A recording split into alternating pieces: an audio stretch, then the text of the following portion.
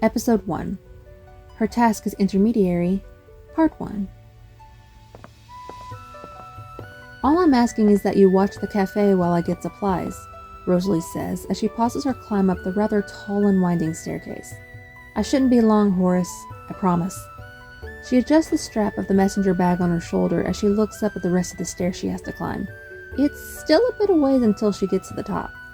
She lets out a bit of a sigh, which concerns the deity she's speaking on the phone with. No, I'm fine, Horace. She gives a breathy chuckle. Just catching my breath.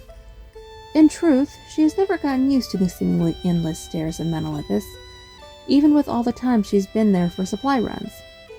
Yeah, I'll let you know if something comes up while I'm here, she says as she starts her climb again. Want me to get anything sweet for you? Maybe some baklava? The enthusiastic answer she hears on the other side of her phone tells her that the answer is yes. Well, the Egyptian deities all seem to have a sweet tooth, so she can't be all that surprised. She says her goodbyes to the god and hangs up her phone to finish the rest of her climb. As she reaches the top of the stairs, Rosalee hunches over a little to catch her breath. Again. Am I really that out of shape? She mutters to herself. And again, it's always a chore, even for me. She puts the thought out of her mind and stands straight, taking a deep breath. She looks up at the sun shining brightly overhead, which makes her smile. Apollo must be in a good mood, she hums, though she swears she can hear the subtle rumbling of thunder in the distance. But there isn't a single cloud in the sky. She shrugs and goes to the market to run her errands. The marketplace of Mount Olympus is bustling with people. Just like the Pantheon's country of origin, the home of the Greek gods is an epicenter of cultural trade. There are trading envoys from all over the other realm present at the marketplace. Special fruit pastries and honey milk from Tirnanog, ale, mead, and choice meats from Asgard, rice cakes and crackers, mochi, and little novelty treats from Japan, and most importantly, coffee beans and chocolate from the Mesoamerican Pantheon. There is always a good selection of coffee beans and chocolate that Rosalee is able to peruse while at the market. She's already gotten some of the things on her list, the most important being the coffee beans and cacao powder, so now she's just looking at some of the local delicacies of the Greek Pantheon, a delivery cherub having already left to take the supplies she's bought by Pegasus-flown cart to the cafe. She's looking for baklava for Horace, remembering her promise to bring him some as a reward for watching the cafe while she's out. Rosalee! The young cafe owner turns and sees a tall woman in an elegant dress waving at her. She is a tan-skinned woman with long golden brown hair, almost the color of a wheat stalk. Rosalee can't help but smile as she walks over to the woman. Demeter, it's been a while, she greets. The woman Demeter smiles at her in return. It has been a while. You don't visit as often as you used to, the goddess of the harvest nods. How's the cafe? Busy as ever, Rosalee chuckles. Though I have Horace watching the place now considering it's a slow day. I'm getting some baklava for him as a thank you. Demeter smiles. Well, I know one goddess who will be happy to see you while you're here, she says. Hestia has been busy with... Boom!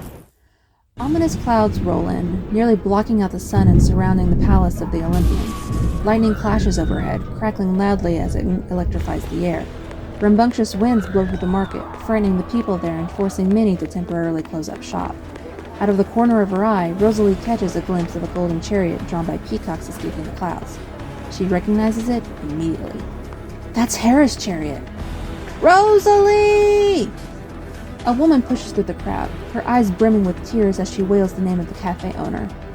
She is a woman of short stature with long, darker-colored hair, almost like the color of charcoal. Rosalee, there's trouble!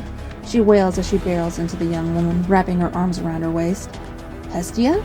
She asks. What's wrong? Why has Zeus gotten so mad? Zeus and Hera are fighting again, she babbles as she cries in huge tears. It's awful this time.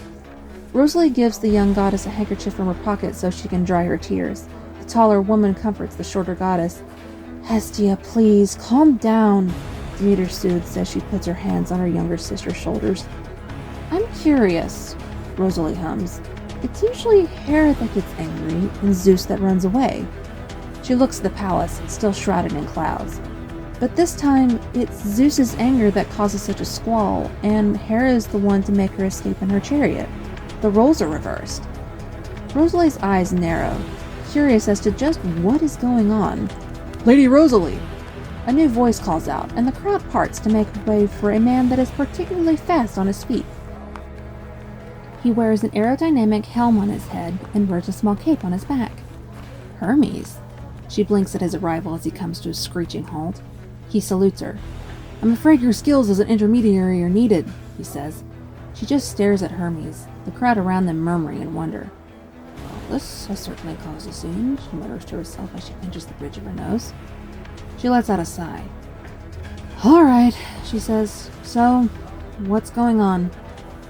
The god known for his speed seems to stumble over his next words. You might want to come see this for yourself." "Eh?" She blinks in confusion. She can understand not wanting to start gossip around the other realm, but it's sort of too late for that to be a concern. Plus, if it's a spat between Zeus and Hera, chances are it's the usual suspect that is responsible. However, considering the roles were reversed, Rosalee can't help but wonder if it was that particular suspect that is what caused Zeus to get so upset. The guy might be the ruler of the gods, but he's ironically rather laid back most of the time. "All right," she says, though she suddenly seems unsure of the task before her. Hermes leads Rosalee along with Hestia and Demeter to the palace. It's colder than usual, thunder echoing from the outside and reverberating through the marble halls. The clouds outside almost make it seem like it's nighttime inside the palace, so the lanterns are lit, their warm glow bathing the walls in light. Hello?" Rosalee calls out, her voice bouncing off the columns in the main hall. It's strange, the palace seems completely deserted. It's so creepy in here," Hestia mutters as she clings to Demeter. Rosalee silently agrees with the younger goddess. It almost feels like a mortal funeral home. Then, the soft echo of footsteps reaches her ears. "Hermes, you found her then?" A voice speaks from the shadows, and then a figure emerges. He seems to sigh in relief when he sees Rosalee. "Good. We certainly need someone he'll actually listen to." The man is of medium build, wearing an armored breastplate, and a robe is draped around his waist. He has a long wild beard and long hair down his back. Even without his trident, she knows who this deity is. "Poseidon?" she asks. "What exactly is going on here?"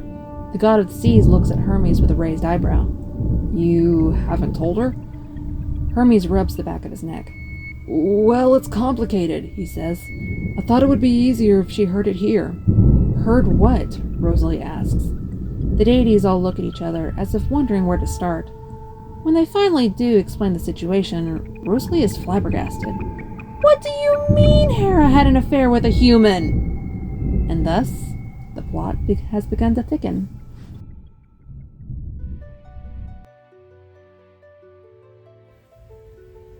This episode of Café Pantheon was written and recorded by yours truly, Kathleen Lyons.